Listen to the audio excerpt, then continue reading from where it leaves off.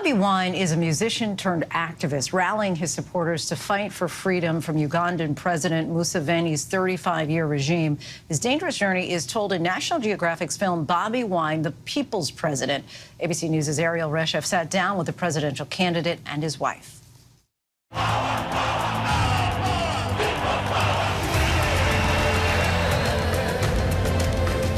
We are non-violent, and we continue to preach non-violence. I am not a criminal. I am a presidential candidate. Nothing will stop him. We must get our freedom or we shall die trying.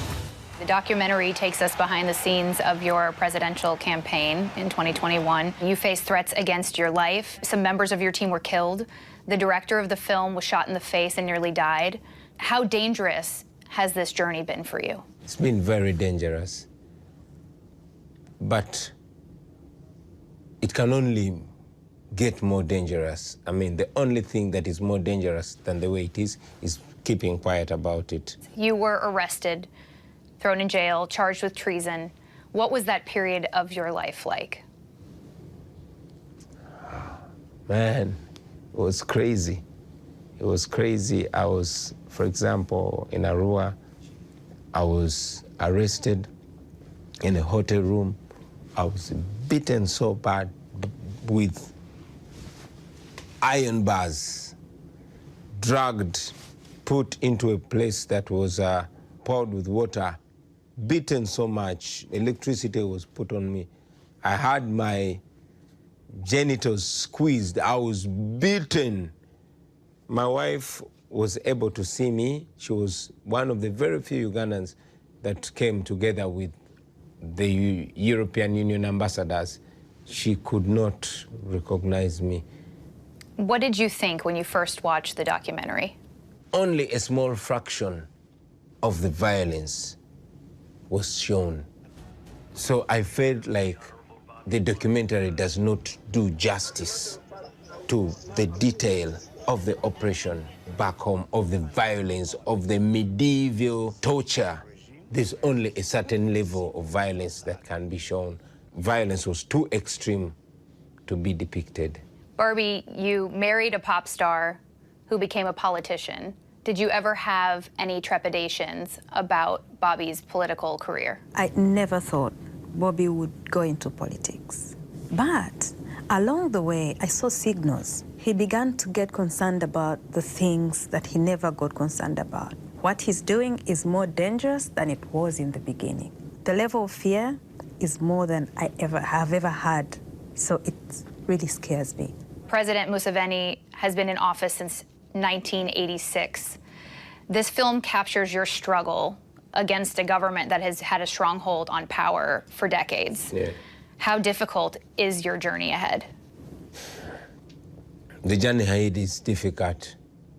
And what makes it even more difficult is the fact that the regime back home is enforced by superpowers and the world's greatest democracies, including the United States of America. If General Museveni was just alone using Ugandan taxpayers' money to oppress us, we would fight and win the battle even much more easily. But we cannot fight against $1 billion every year that is being given to Uganda. There are a lot of Americans who are struggling to put food on the table. They're busy, worried about what's going on here at home. Why should they watch this film, and why should they care about your story? They should care about our story because it is not only our story, it is their story too, whether they know or they don't know. They are paying for our oppression through their taxpayers' money, and they can stop it. They can petition, they can reach out to their leaders and ask them to change policies. General Museveni ordered the military to take charge and unleashed untold violence. I was put under house arrest. He, using the army, once again declared himself president. I am out on bail, battling a treason charge which carries the death sentence. I have numerous charges that have been put on me. After so much international criticism, some of those cases are put on the hold but they're always picked up, you know, whenever they need to prosecute me. What's your message to Museveni? General Museveni, my message to him is we are not going to give up the fight for our rights. We don't preach violence, we don't preach hate. We shall get our freedom or we shall die trying to get our freedom. Really powerful interview there. Thanks to Ariel. You can watch Bobby Wine, The People's President, which is now in theaters.